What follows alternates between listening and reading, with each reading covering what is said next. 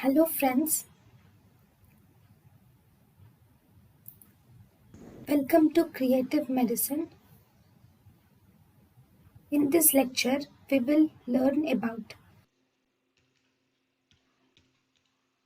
Now, Wilson's disease. Wilson's disease is actually a genetic disease where there is defect in the gene ATP7B, which results in defect in liver and the lens.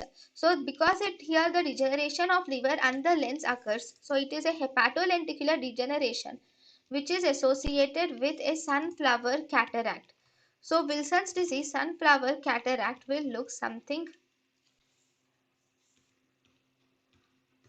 like this. So this is the Wilson's disease, sunflower cataract.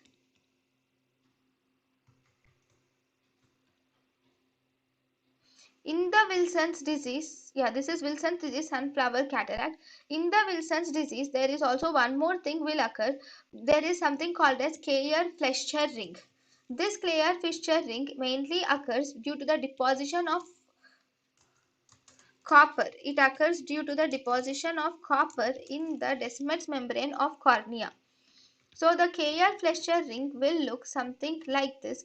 So this is the Kleyer-Fleischer ring which is seen. Now this is the Wilson's, this is the hepatolenticular degeneration, and this is the Kleyer-Fleischer ring which is seen in Wilson's disease.